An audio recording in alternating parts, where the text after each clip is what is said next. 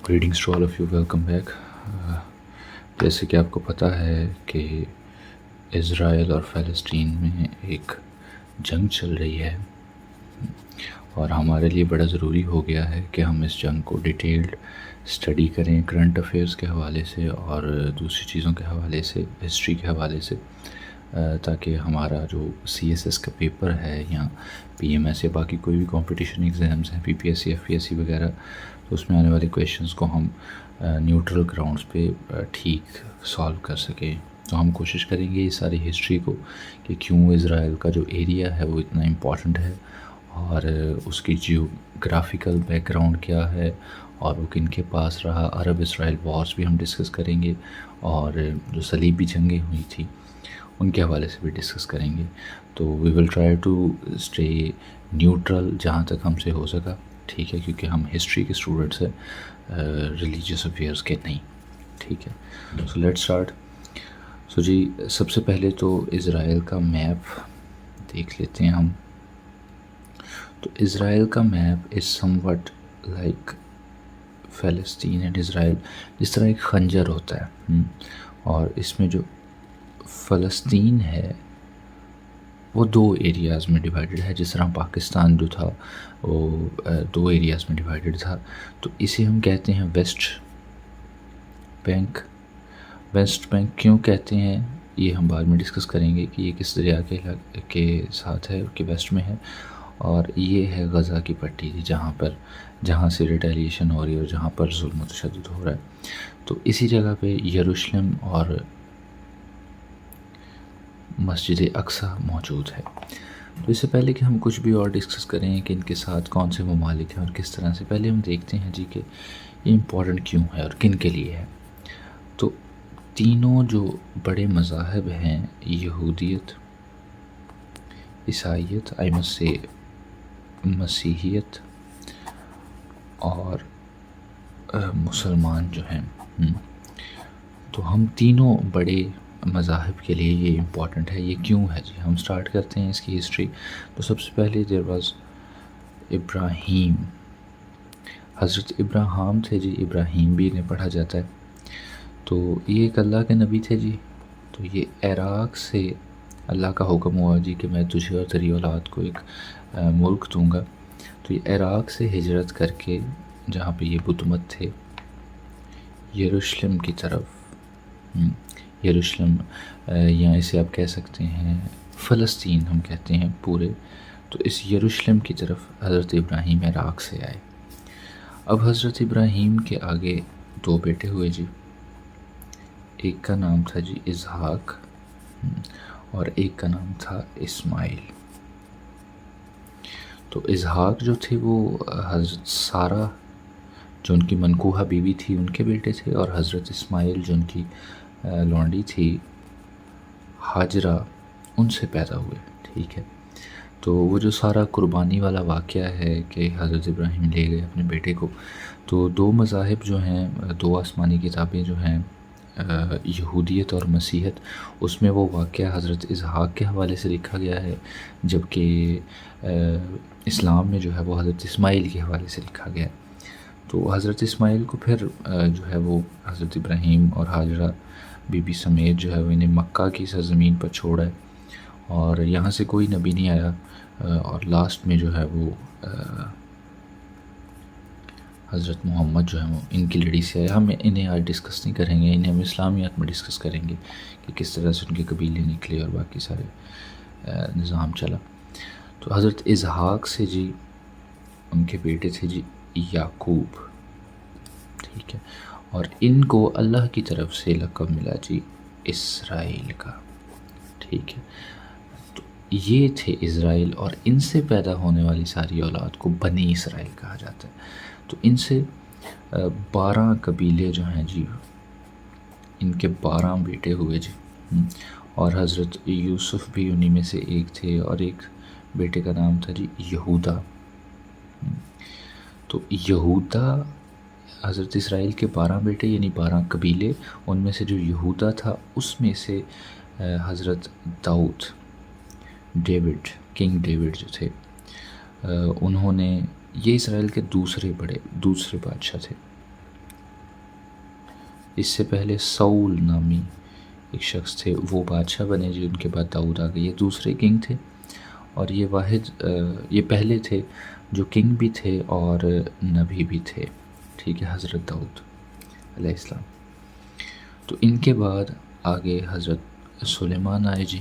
تو حضرت سلیمان نے حضرت داؤد کی بڑی چاہت تھی، انہوں نے اللہ سے دعا مانگی جی کہ میں آپ کا گھر بنانا چاہتا ہوں، میں کوئی ہیکل بنانا چاہتا ہوں۔ تو سلیمان نے ان کے بیٹے نے کیونکہ داؤد کے بارے میں اللہ نے کہا جی کہ آپ نے چونکہ بہت سی جنگیں لڑی ہیں تو آپ کے ہاتھ جو ہیں وہ خون سے رنگے ہوئے ہیں، اس وجہ سے آپ نہیں بنائیں گے، آپ کے بیٹے بنائیں گے۔ تو حضرت سلیمان جو تھا، سامان سارا انہوں نے لا کے جمع کیا ہوا تھا، حضرت سلیمان نے ٹیمپل بنائی جی، فرسٹ ٹیمپل، اور یہ بڑی شاندار تھی، اس پر سونے کا کام اور جس طرح سے بھی سارا تھا۔ اس سے پہلے یہودی جو تھے وہ ان کے پاس ٹیمپل نہیں تھی، یہ پہلی تھی جو انہیں ٹیمپل بنا کے باقاعدہ دی گئی، اسے سلیمان کی بنائی گئی ہیکل بھی کہتے ہیں۔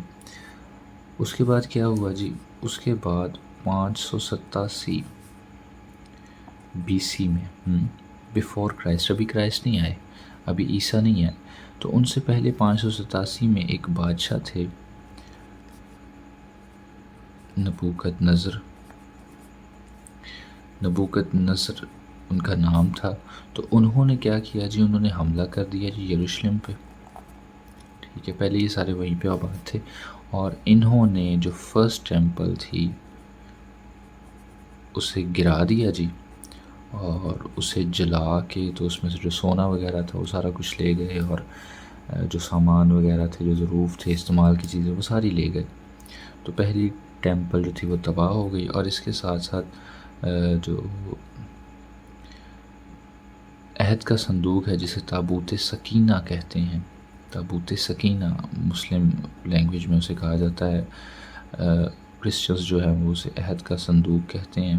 تو ایک صندوق تھا جی جس میں وہ لوحیں پڑی ہوئی تھیں جو حضرت موسیٰ کو اللہ کی طرف سے پہنچی تھی، جس میں 10 کمانڈمنٹس تھیں، اس کے علاوہ عصا تھا حضرت ہارون کا، اور وہ جو ان پہ خوراک گرتی رہی ہے منسلوہ، اس کا کچھ حصہ تھا اس تابوت میں، اور وہ کہتے تھے وہ بڑا بابرکت ہے، اور اللہ کی طرف سے اس پر بڑی شفقت تھی، جس بھی علاقے میں ہوتا تھا اس کی فتح ہوتی تھی۔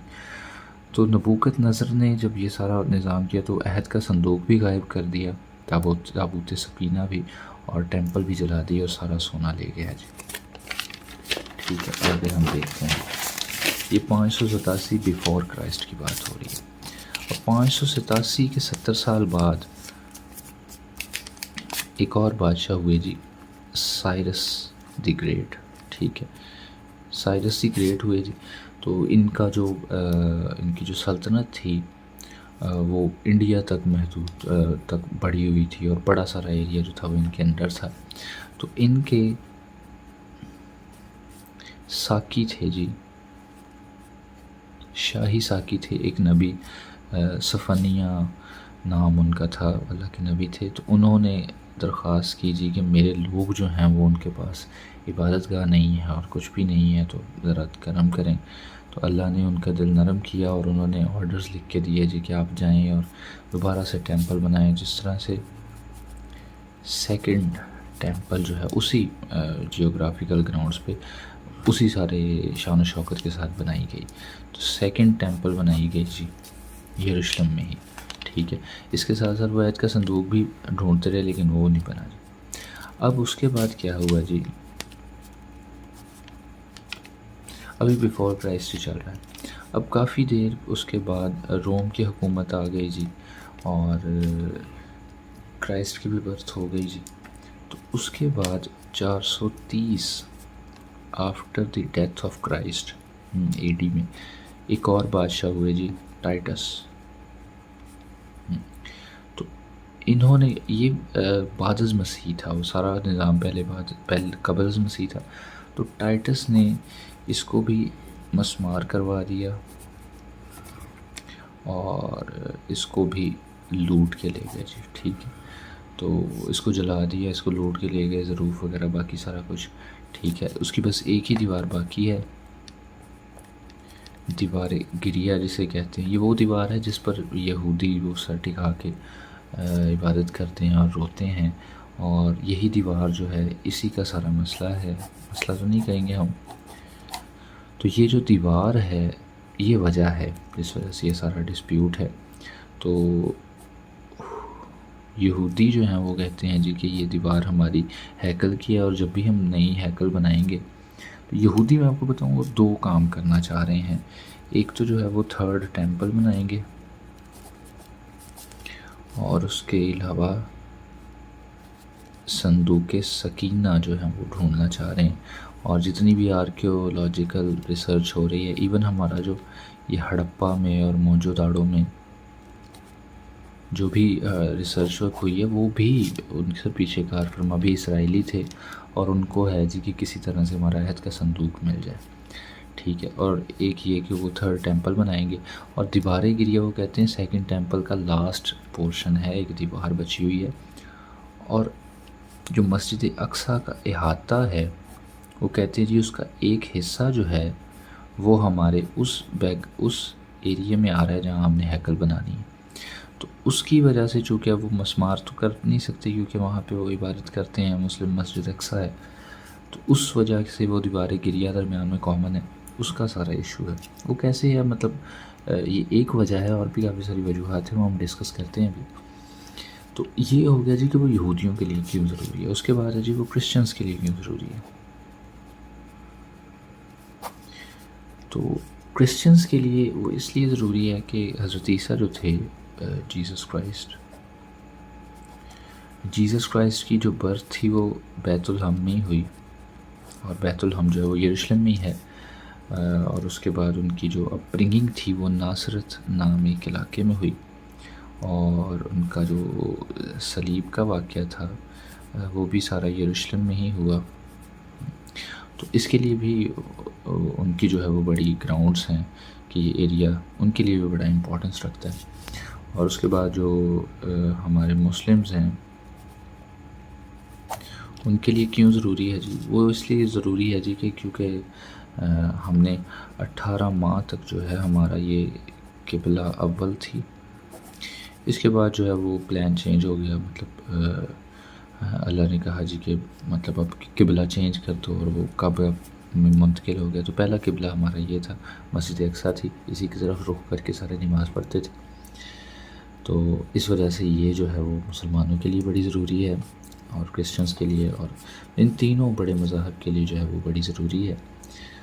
اب ہم دیکھتے ہیں جی کہ اس کا مسئلہ کیا ہوا، کب ہوا اور کیوں ہوا۔ تو سب سے پہلے تو ہم دیکھتے ہیں جی کہ یہ کس کس کی حکومت میں گئی۔ تو مسجد اقصیٰ جب 18 ماہ تک ہمارا قبلہ اول تھی اور ہم اس کی طرف رخ کرتے تھے، اور اس کے بعد یہ اس وقت جو تھی وہ کرسچنز کے انڈر تھی، اور پھر 636 عیسوی میں جب حضرت عمر کا دور چل رہا تھا، تو انہوں نے جو تھا وہ اپنے خالد بن ولید صاحب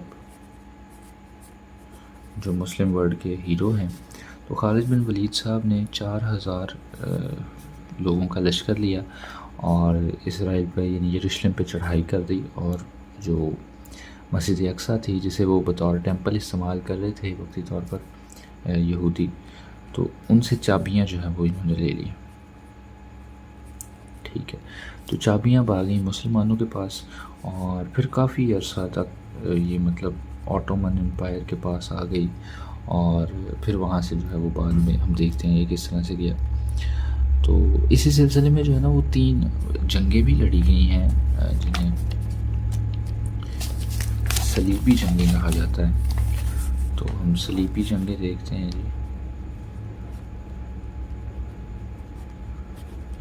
صلیبی جنگیں جو پہلی صلیبی جنگ ہوئی وہ 1095 عیسوی میں ہوئی، ٹھیک ہے۔ اور اس میں ہوا کیا جی، اس میں اسرائیلی اس میں جو کرسچنز تھے، یہ کرسچنز اور مسلمز کے درمیان میں ہوئی تھی، تو اس میں جو تھے مسیحی وہ جیت گئے، ٹھیک ہے۔ اور یہ سارا علاقہ ان کے انڈر میں آ گیا. ٹھیک ہے.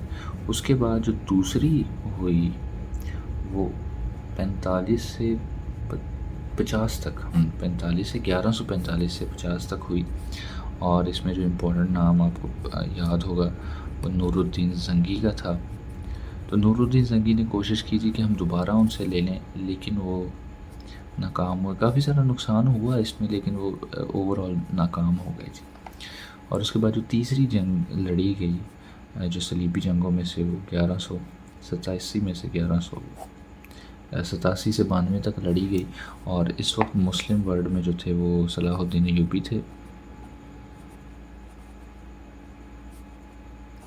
اور صلاح الدین ایوبی جو تھے وہ مسلمانوں کو لیڈ کر رہے تھے، اور یہ جنگ جو تھا وہ مسلمان جیت گئے اور ان کے پاس آ گیا جی قبضہ.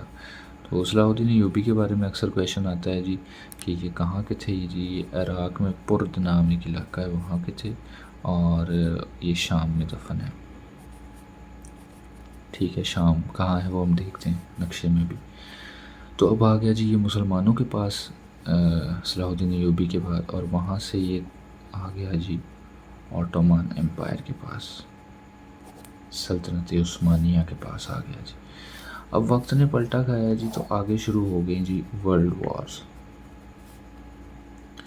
اور ورلڈ وار میں جو پہلی ورلڈ وار تھی 14 سے 18 تک جو ہوئی 1900، اس میں ہم جانتے ہیں کہ یہ سارا ایک سائڈ پر تھے، یہ جرمنی اور آٹومن امپائر اور ٹرکی، یہ ایک سائڈ پہ تھے تو ان کو ہار ہو گئی. اور دوسری سائڈ پہ برطانیہ اور امریکہ اور دوسرے جو لوگ تھے، جاپان بھی ان کے ساتھ ہی تھا، تو ہار ہو گئی. تو آٹومن امپائر انہوں نے جو تھا وہ سلطنت عثمانیہ بھی ختم کر دیا، اور کافی کچھ کیا تھا. وہ ہمارے پاس ڈیٹیلز ہیں، ایک اور ویڈیو ہے اس پہ. تو برطانیہ کے پاس گئے جی سارے یہودی، اور انہوں نے ریکویسٹ کی، اور ایک بڑا ہی امپورٹنٹ جو تاریخ میں معاہدہ تھا اسے کہتے ہیں جی بیلفورڈ ڈکلیریشن. وہ سائن ہوا جی 1917 میں. 1917 تک یہ 18 میں اوور آل ہی ختم ہو گئی تھی، 17 میں انہوں نے یہ سائن کروا لیا تھا. تو یہ آرڈرز تھے کہ یہودی جو ہیں پوری دنیا میں سے وہ اس علاقے میں جا سکتے ہیں اور زمینیں وغیرہ خرید سکتے ہیں، وہاں پہ رہ سکتے ہیں، ان کی مذہبی پریکٹسز کر سکتے ہیں. ٹھیک ہے. تو بیلفورڈ ایگریمنٹ کے بارے میں ہم نے پڑھا ہے پہلے بھی. تو انہوں نے لبنان میں جا کے زمینیں لی جی، اور جب ان کے پاس کافی زیادہ، کیونکہ یہ اسٹرانگ ہو گئے تھے، مطلب کمپیٹنٹ لوگ ہیں، اور بڑے ہی دنیا کہتی ہے جی کہ اسرائیلیوں کے ڈی این اے میں برکت ہے اللہ کی طرف سے. تو لبنان میں انہوں نے زمینیں لیں، اور 1948 میں انہوں نے 14 مئی تھا جی، 14 مئی 1948 میں انہوں نے اناؤنس کر دیا جی کہ ہمارا ایک ملک ہے جی اسٹیٹ آف اسرائیل. ٹھیک ہے. اب جب انہوں نے جیسے ہی یہ ابھی ورلڈ وار سیکنڈ جو ہے وہ ختم ہوئی تھی، وہ 1945 سے 49 تک رہی، تو وہ بھی ختم ہی ہوئی تھی. تو انہوں نے اسٹیٹ آف اسرائیل اناؤنس کر دی جی. اب ہوگا کیا؟ اب جب 7 سارے جو ہیں، ابھی نقشہ بنائیں گے تو 7 سارے مسلم ورلڈ ہے. تو انہوں نے اسرائیلی اسٹیٹ اناؤنس کی تو انہوں نے جنگ کر دی جی. تو یہ جنگ کون سی ہیں جی، اسرائیل عرب وارز کیسے ہوئی وہ ہم دیکھتے ہیں جی. ہم نقشہ بنانے کی کوشش کرتے ہیں جی. تو یہ آپ کے پاس اسرائیل ہے جی، ادھر اوپر جو ہے وہ لبنان ہے، اور اس طرف جو ہے وہ شام ہے، سیریا. ادھر جو ہے وہ اردن ہے،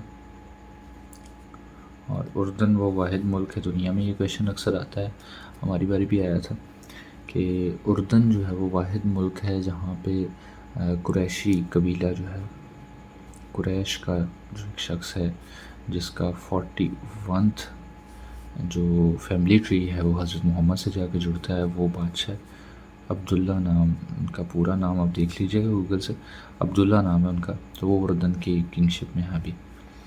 اور ادھر جو ہے، ادھر کوہ طور ہے، کوہ طور ہے.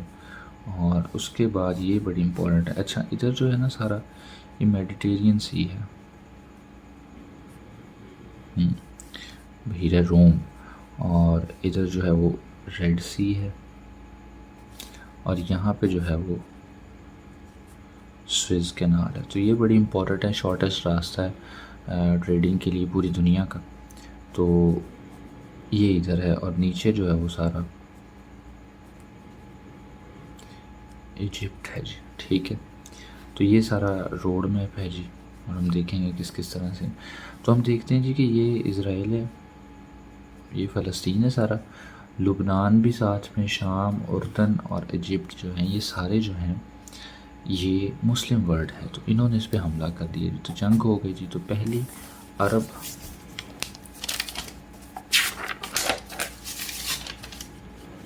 اسرائیل جنگ جو ہے اسے ہم دیکھتے ہیں، ٹاپک دے لیں جی اسرائیل عرب وارز۔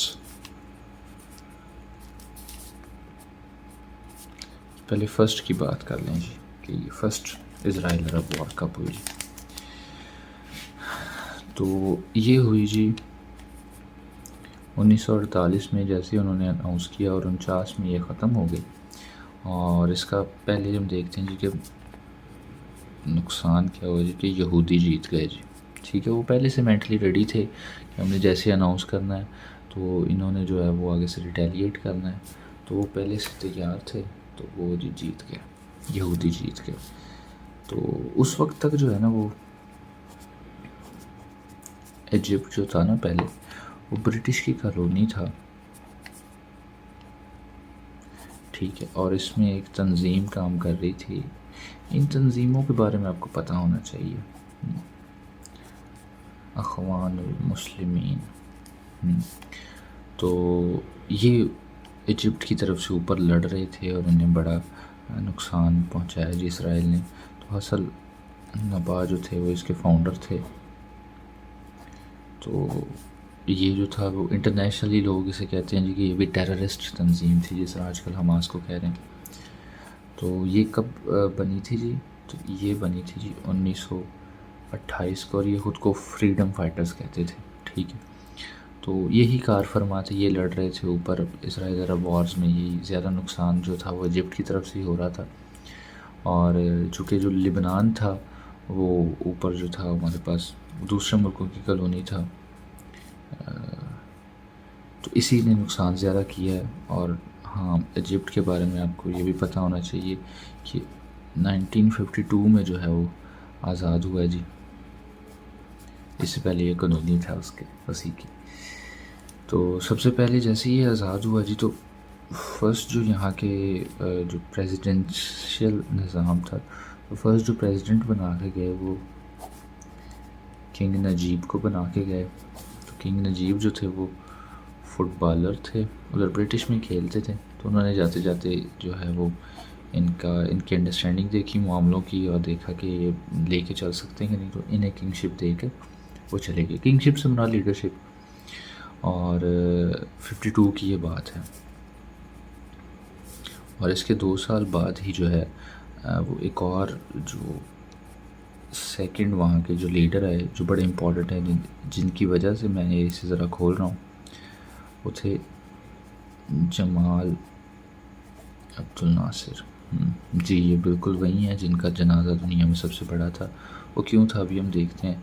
تو یہ رہیں گے جی 54 سے 70 تک رہیں گے، اور ان کے دور میں جو امپورٹنٹ کام انہوں نے کیا، امپورٹنٹ کہیں گے یا اسٹڈی کے قابل، تو جی انہوں نے سوئز کینال کرائسس ان کے وقت میں ہوئے، کرائسس کہہ لیں، یا انہوں نے اس کی جو ہے وہ نیشنلائزیشن کرنے کی کوشش کی۔ تو سوئز کینال کی آپ کو میں نے بتایا نا کہ جب ہم میپ ڈسکس کر رہے تھے ادھر، تو سوئز کینال یہ ہے ایجپٹ کے اوپر۔ تو اس نے کہا جی کہ یہاں سے جتنے بھی جہاز گزریں گے وہ مجھے ٹیکس دیں گے۔ تو ان میں وہ مسئلہ چلا جی اس دور میں۔ تو پھر بیچ میں امریکہ پڑا جی، اور امریکہ جو ہے اس کی حد الوسیع کوشش ہوتی ہے کہ جنگ نہ ہو، فورسز کو بیلنس رکھنے کی کوشش کرتا ہے۔ تو پھر بات کہاں ختم ہوئی جی؟ تو جمال عبد الناصر صاحب، ان کے پاس ڈیم انہوں نے ایک بنانا تھا۔ آپ کو پتہ ہے نا ایجپٹ میں ایک دریائے نیل ہے جو سب سے لمبا دریا ہے، تو دریائے نیل پر انہوں نے ایک ڈیم بنانا تھا، تو اس کے پیسے نہیں تھے، تو امریکہ نے کہا جی کہ پیسے آپ مجھ سے لے لیں، انٹرنیشنل ٹریڈ کو خراب نہ کرے. ظاہر سی بات ہے، ان کی کافی زیادہ سامان ادھر پڑا ہوا تھا، سوئز کینال میں رکا ہوا تھا، ٹریڈنگ رکی ہوئی تھی پوری دنیا کی. تو ڈیم کے لیے پیسے جو ہے وہ انہوں نے دے دیے. جمال عبد الناصر صاحب نے جو تھا وہ دوبارہ سے یہ فیصلہ واپس لے لیا. تو پھر ہوا کیا جی؟ ہوا ایسے جی کہ جب جمال عبد الناصر صاحب سے بات چیت کی امریکہ نے اور باقی ملکوں نے، تو انہیں لگا جی کہ شاید یہ مجھ سے ڈر گئے ہیں اور باقی سارے معاملے یا جیسے بھی تھا، مطلب انہوں نے اندر ہی اندر ایک اور تنظیم بنائی اور سارا کچھ جو ہے وہ سیٹل کیا. اور اسی نتیجے میں اسرائیل عرب وار سیکنڈ ہو گئی جی. اسرائیل اور عرب کی سیکنڈ وار ہو گئی جی. تو یہ کیوں ہوئی جی؟ یہ ابھی ہم دیکھتے ہیں. اس کا ایک اور نام ہے 6 days وار. تو یہ چونکہ تنظیم سازی اتنی بہتر نہیں تھی، تو اسرائیل نے 6 ہی دن میں یہ جو ہے یہ جنگ جیت لی تھی. 1967 میں یہ ہوئی تھی، اور نہ صرف جیتی تھی بلکہ کافی زیادہ نقصان بھی پہنچایا تھا اور کچھ علاقے بھی قبضے میں لے لیے تھے. وہ کس طرح سے ہم دیکھتے ہیں. تو جمال، تو یہ جو تھے جمال صاحب، یہ اسی دکھ میں جو تھے، یہ نا پورے مسلم ورلڈ کے لیڈر انہیں لوگ مانتے تھے، جس طرح آج کل طیب ارتگان صاحب کو کہتے ہیں. تو یہ جو تھے مسلم ورلڈ کو لیڈ کر رہے تھے. تو جب وہ جنگ ہار گئے نا تو ان کا بڑا مورال ڈاؤن ہو گیا، اور کہتے ہیں کہ اسی غم کی وجہ سے 1970 میں 3 سال بعد اس کے اور سینکشنز وغیرہ کو آبزرو کرتے ہوئے وہ جو ہے وہ وفات پذیر بھی ہو گئے. ان کے بعد جو ہے وہ انور سادات صاحب آئیں گے، اور پھر 3rd اسرائیل عرب وار ہوگی. وہ دیکھتے ہیں ایک نقصان کیا ہوا جی. نقصان ادھر ہم دیکھتے ہیں جی. تو سب سے پہلے تو یہ کہ کوہ طور کا جو علاقہ تھا وہ اسرائیل نے اپنے انڈر لے لیا. سوئز کینال کو اسرائیل نے اپنے انڈر لے لیا. عقبہ پورٹ ہے ادھر اپنے اردن کی، جارڈن کی طرف. تو عقبہ پورٹ کو بھی، یعنی جتنے بھی اس جنگ میں موجود تھے نا پارٹیسپینٹ، ان سب کا کچھ ایریا جو اپنے پاس رکھ دیا. اوپر جو تھا وہ شام کی طرف کا بھی کچھ علاقہ رکھ لیا، اور گوہن ہائٹس جو ہیں ان کو بھی جو ہے وہ اسرائیلی جو ہے وہ انہوں نے لے لیا. یہ شام کا علاقہ ہے. پھر کس معاہدے کے تحت یہ سارے واپس ہوئے ابھی ہم دیکھتے ہیں. تو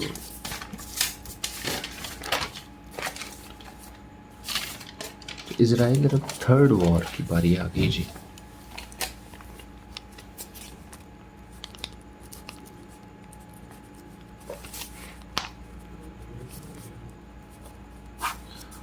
تو 3rd وار میں کیا ہوا جی؟ 3rd وار اچھا وہ تھی جس میں پاکستان نے بھی پارٹیسپیٹ کیا تھا، ڈائریکٹ نہیں، انڈائریکٹلی. وہ کس طرح سے کیا تھا ابھی ہم دیکھتے ہیں. اسرائیل عرب 3rd وار کو جو ہے وہ رمضان وارز بھی کہا جاتا ہے، یا یوم کفور بھی کہا جاتا ہے، یوم کفور وار بھی کہا جاتا ہے. ہوا کیا تھا جی؟ یوم کفور، کفارے کا دن جو ہے وہ یہودیوں کی ایک مطلب عید کے طور پر ہوتا ہے. وہ یاد کرتے ہیں کہ وہ کس طرح قربانی وغیرہ دیتے ہیں، اور مذہبی رسومات ہیں ان کی کچھ، اس ڈیٹیل میں ہم نہیں جائیں گے. تو وہ اپنی عید منا رہے تھے اور وہ سارا کچھ کر رہے تھے. اچھا وہ بھی اکتوبر کے مہینے میں ہی تھا. تو جو عرب ورلڈ تھا، جو سارا ایجپٹ اور انور سادات اور باقی سارے پارٹیسپینٹ، انہوں نے اس دن ان پہ حملہ کر دیا اور کافی زیادہ نقصان پہنچایا اسی دن میں. تو اس نتیجے میں اب ہوگا کیا جی؟ تو اچھا یہ نا مطلب یہ بھی اسرائیل ہی جیت گیا، لیکن نقصان بہت زیادہ پہنچا اسرائیل کو باقی دنیا سے.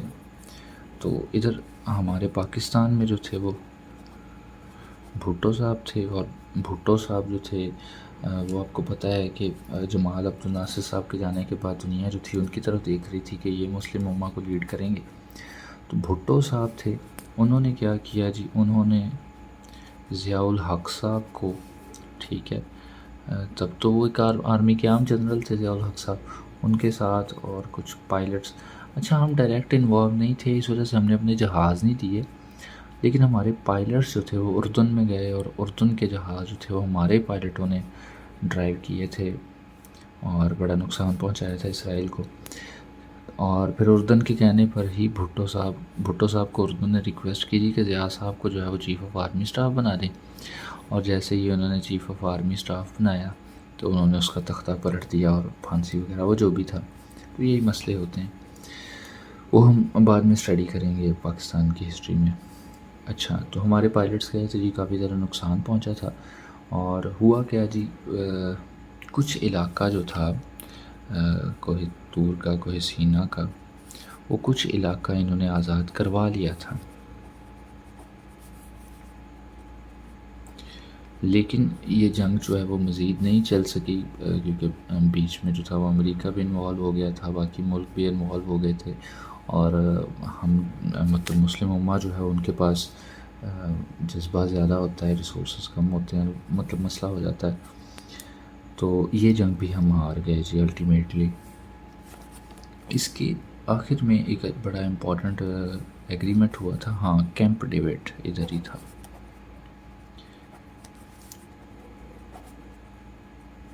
تو کیمپ ڈیوڈ ایگریمنٹ کو بھی اسٹڈی کرنا بڑا ضروری ہے. ہوا کب تھا جی؟ 78 میں ہوا تھا، اور اس وقت امریکہ کے ریپرزینٹیٹیو کون تھے جی؟ وہ جمی کارٹر تھے. تو انہوں نے کہا جی کہ جو بھی کوئی مطلب انہوں نے کہا جی کہ ہم نے لینڈ کا کیا کرنا ہے، اسرائیلی لوگ بھی ذرا اور قسم کے ہوتے ہیں، تو انہوں نے اپنے مذہبی جگہیں تو ان کے پاس ہی تھی، مطلب انہوں نے کہا کہ باقی لینڈ کو ہم نے کیا کرنا ہے، تو آپ تسلیم کر لیں اسرائیل کو بطور اسٹیٹ، اور یہ کہ آپ دوبارہ انویژن وغیرہ نہیں کریں گے اور مسئلہ نہیں کریں گے، تو ہم جو ہیں وہ مطلب اپنی فوجی وغیرہ واپس لے لیتے ہیں، آپ کو دے دیتے ہیں. تو مطلب ہوا کیا جی، یہ کیمپ ڈیوڈ ایگریمنٹ میں ہوا ایسے جی کہ ایجپٹ نے تسلیم کر لیا اسرائیل کو، اور اس کے عوض انہوں نے کیا لیا جی، سوئز کینال بھی واپس کر دی گئی، اور دوسری چیز بھی کیا اسے کہتے ہیں، کوہ طور کا بھی علاقہ جو ہے وہ سارا انہیں واپس کر دیا گیا. تو عربز میں سے جو پہلا تھا وہ ایجپٹ ہی تھا جنہوں نے اسے ایکسیپٹ کیا. مسلم امہ میں نہیں، مسلم امہ میں ترکی تھا فرسٹ مسلم کنٹری جنہوں نے اسے ایکسیپٹ کیا تھا، اور حال ہی میں یو اے ای نے انہیں ایکسیپٹ کیا ہے. تو یہ گلف کا فرسٹ ہے، اور عربز میں سے یہ تھرڈ ہے جنہوں نے اسے قبول کیا ہے جی. تو یہ ہو گیا جی اس کے بارے میں. اب ان کی جیوگرافی کے بارے میں ہم کچھ دیکھ لیتے ہیں جی. تو ان کا جو کیپٹل ہے وہ تل ابیب ہے. تو آپ گوگل بھی کریں گے تو وہ یروشلم ہی ظاہر کرے گا، لیکن فی الوقت جو ان کا کیپٹل ہے وہ یہی ہے. اور ہم کسی بھی ملک کو ملک تب مانتے ہیں یا کسی بھی کیپٹل کو کیپٹل تب مانتے ہیں جب یو این او سے ایکسیپٹ کر لیتی ہے. تو یو این او کے انڈر 193 کنٹریز ہیں، اور 2 جو ہے وہ آبزرور اسٹیٹس ہیں. ان میں سے ایک جو ہے وہ فلسطین ہے، اور دوسرا جو ہے وہ ویٹیکن سٹی ہے جہاں پہ پوپ فرانسس بیٹھتے ہیں. خیر، تو یو این او نے ایکسیپٹ نہیں کیا کہ یروشلم جو ہے وہ ابھی آپ کا دارالحکومت ہے، تو ابھی یہ تل ابیب ہی ہے، ابید ہی ہے. ٹھیک ہے. اس کے علاوہ ان کی جو پارلیمنٹ ہے اسے کیسنٹ کہتے ہیں. یہ ان کی زبان کے کچھ لفظ ہیں، اس لیے ہماری جو ہے وہ پروننسیشن اوپر نیچے ہو سکتی ہے. ان کی کرنسی جو ہے وہ نیو شکل ہے، اور ان کے جو پرائم منسٹر ہیں وہ یائر صاحب ہیں جی، یائر لیپڈ. اور ان کے جو پریزیڈنٹ ہیں وہ آئزک ہیروئے ہیں. ٹھیک ہے. تو اسے آپ دیکھ لیجئے گا، مطلب جب بھی آپ ویڈیو دیکھ رہے ہیں اس کے ریگارڈنگ مطلب چینج بھی ہو سکتے ہیں. تو یہ ہو گیا جی اس کے بارے میں. اب کچھ اور بھی ڈیٹیلز ہیں کہ ان کے ساتھ کون کون سی تنظیمیں ہیں، جس طرح حماس اور الفتح ہے، تو کس طرح سے ہم دیکھتے ہیں.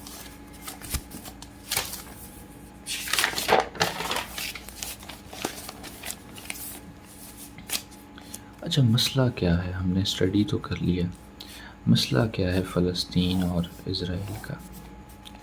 تو جو فلسطین ہے نا جی، وہ دو علاقوں میں ہے، ایک یہ ویسٹ بینک ہے اور ایک ادھر غزہ کا علاقہ ہے۔ تو ویسٹ بینک میں یروشلم ہے اور مسجد اقصیٰ بھی یہی ہے اور دیوار گریہ بھی یہی ہے یہودیوں کی، ٹھیک ہے، اور زیتون کا پہاڑ بھی ادھر ہی ہے جو کرسچنس کے لیے بڑا ضروری ہے۔ اچھا، اب ہوتا یہ ہے جی کہ اس علاقے سے اسرائیل پر یہ ایک سیپریٹ نقشہ ہے کہ یہ سارا اسرائیل ہے، یہ فلسطین کے علاقے ہیں۔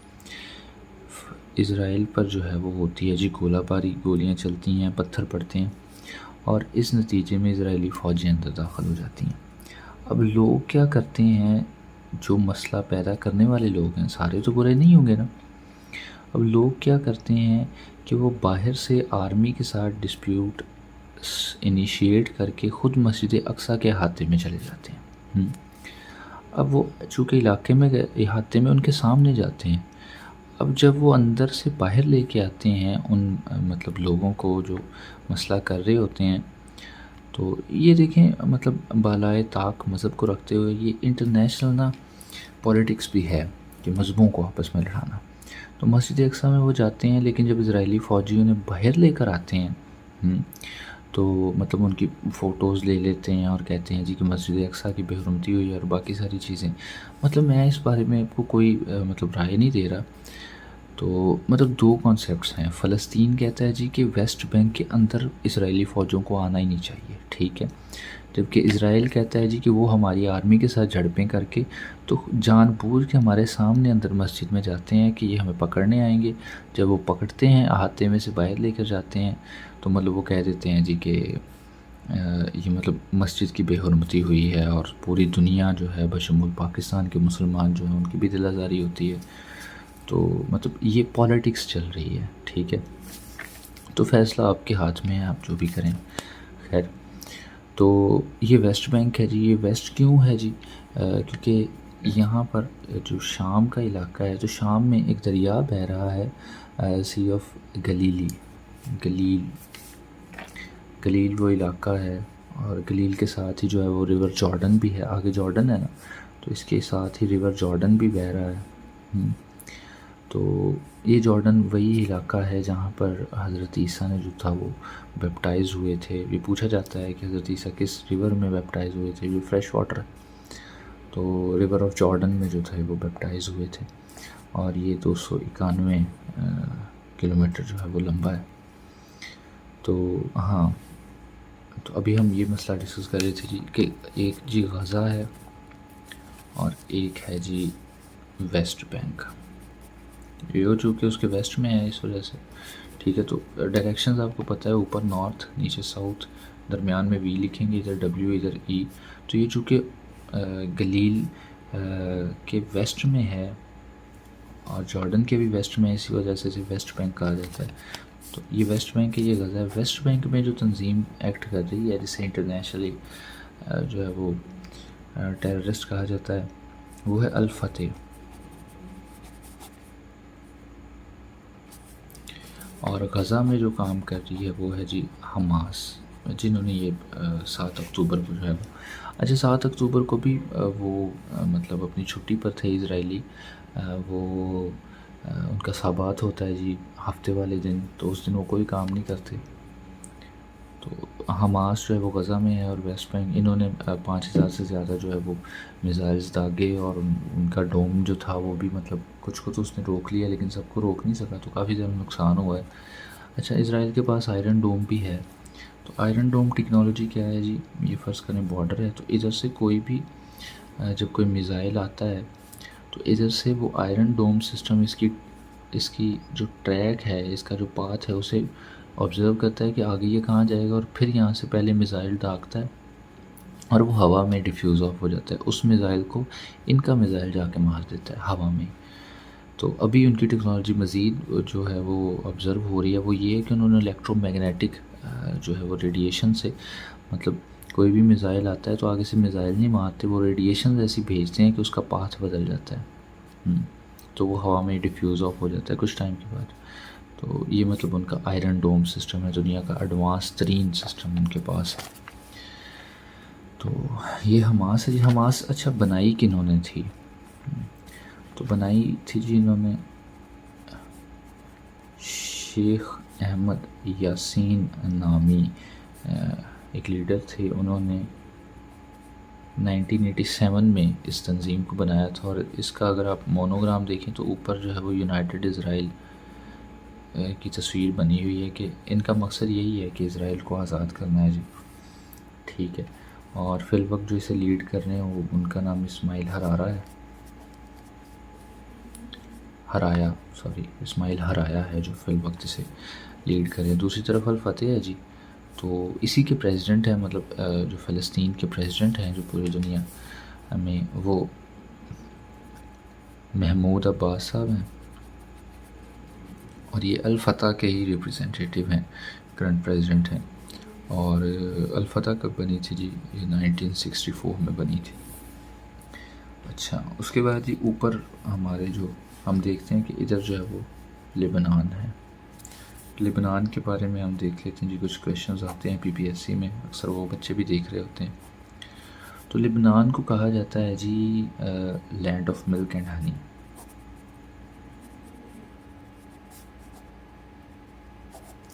اچھا، اسرائیل کو جو ہے وہ پرومس لینڈ کہا جاتا ہے، وعدے کا ملک، ٹھیک ہے۔ تو اسے land of milk and honey کہا جاتا ہے۔ اس کے علاوہ اس کا جو کیپٹل ہے وہ بیروت ہے، اور ہاں اس میں حزب اللہ ایک تنظیم جو ہے، اب اس کا آپ نے نام سنا ہوگا، یہ CSS والوں نے اکثر۔ تو حزب اللہ جو تھا ایک تنظیم ہے، اسے حسن نصر اللہ صاحب نے بنایا تھا، اور یہ شیعہ بیسڈ تنظیم ہے۔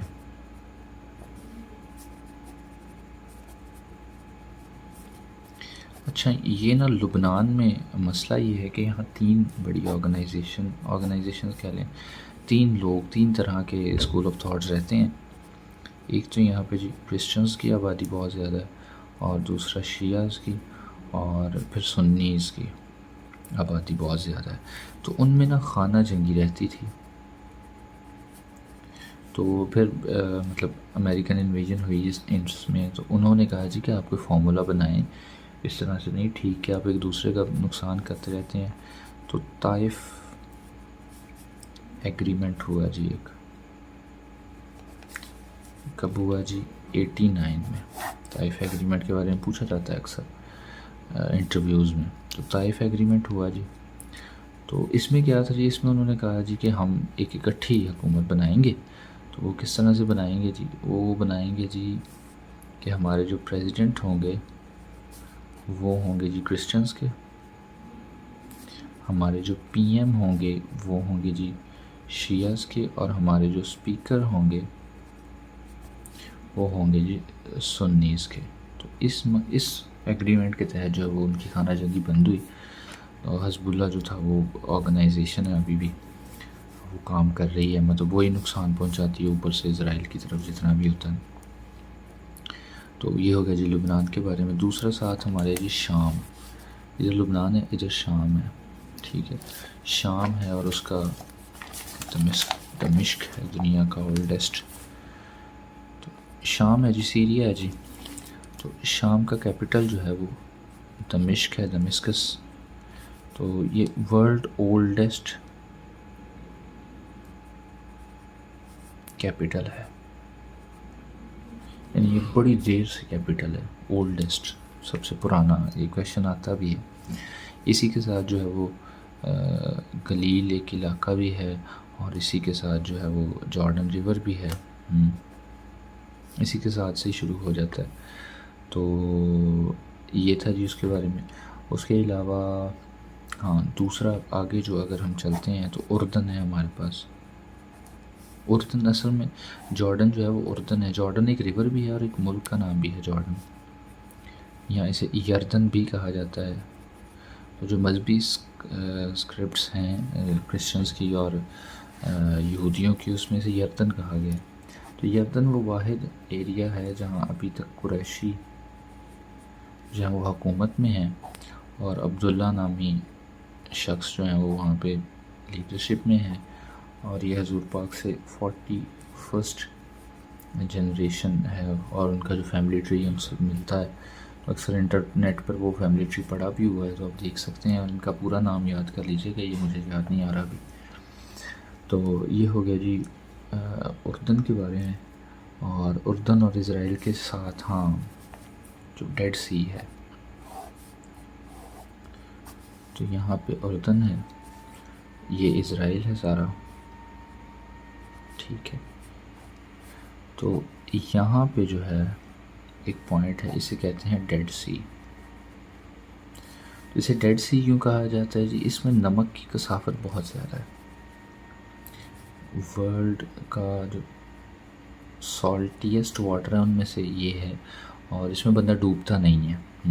تو یہ یہاں ہے اسرائیل اور یردن کے درمیان، اردن کے درمیان، اور اس کے بارے میں ہاں قوم لوط جو ہے وہ یہاں پہ غرق ہوئی تھی، اور ہاں deepest point on earth, on land. اچھا لینڈ پہ جو ہے وہ ڈیپسٹ پوائنٹ یہ ڈیڈ سی ہے، 420 میٹر، لیکن ہم جانتے ہیں کہ ویسے جو پوری اوور آل ارتھ پہ دیکھیں تو وہ مرین ٹرینچ ہے، یہ ادھر پیسیفک میں، تو لیکن لینڈ پہ جو ڈیپسٹ پوائنٹ ہے وہ ڈیڈ سی ہے۔ وہ کہا جاتا ہے کہ فرشتے نے وہ پورا پہاڑ اٹھا لیا تھا، اور وہ نیچے سارا جو ہے وہ ایریا وہاں پہ ڈیڈ سی بن گیا، نمکیات آ گئیں، اور وہاں آگ اور گندک برسی تھی قوم لوط پہ، تو اس وجہ سے بھی وہاں پہ نمکیات زیادہ ہیں۔ تو یہ ہو گیا جی، یہ شام تھا، یہ اردن تھا، ادھر جو تھا آپ کے پاس لبنان تھا، یہ نیچے جو ہے وہ آپ کے پاس ایجپٹ ہے، ایجپٹ کو ہم نے پہلے ڈسکس کر لیا ہے۔ تو میرا خیال ہے کہ یہی سارا کچھ تھا۔ اس کے علاوہ بھی ابھی جنگ ہو رہی ہے، اور مطلب ہم ہسٹری کے نیوٹرل اسٹوڈنٹس ہیں، آپ کی اپنی پریکٹیکل گراؤنڈز ہیں، میری اپنی ہے، مطلب جو بھی ہو رہا ہے وہ ہو تو غلط رہا ہے، جنگ جو ہے وہ کوئی بھی حل نہیں ہے۔ مطلب اسرائیل میں بھی اگر ہم دیکھیں تو وہاں پہ کرسچنز بھی رہتے ہیں اور مسلمز بھی رہتے ہیں، ایون اسرائیل میں جو ایریا اسرائیلی حکومت کے انڈر ہے، اور فلسطین میں بھی تینوں کمیونٹیز اکٹھی رہتی ہیں، اور جب راکٹ جاتا ہے اور راکٹ کسی جگہ پر گرتا ہے تو وہ پہلے دروازہ کھٹکھٹا کر نہیں پوچھتا کہ آپ کا تعلق کس مذہب سے یا کس قوم سے ہے۔ تو دعا کریں جی کہ جنگ بند ہو جائے۔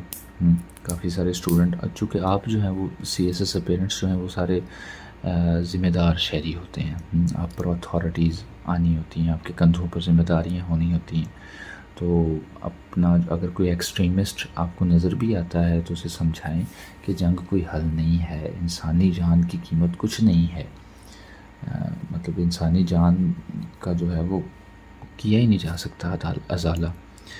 تو دعا کریں جی کہ جنگ بند ہو جائے، تو اللہ آپ کے ساتھ ہو جی، ہم سب کی حفاظت کریں۔ لیکچر کافی زیادہ لمبا ہو گیا، لیکن یہ ویڈیو کو پورا کور کرنا بڑا مشکل تھا، تو اس میں کچھ چیزیں رہ گئی ہیں، وہ آپ اپنا نوٹس وغیرہ میں دیکھ لیجیے گا جو آپ کو پرووائڈ کیے جائیں گے۔ باقی ملتے ہیں اگلی ویڈیو میں، دعا کرتے رہیں، اللہ حالات کو بہتر کرے۔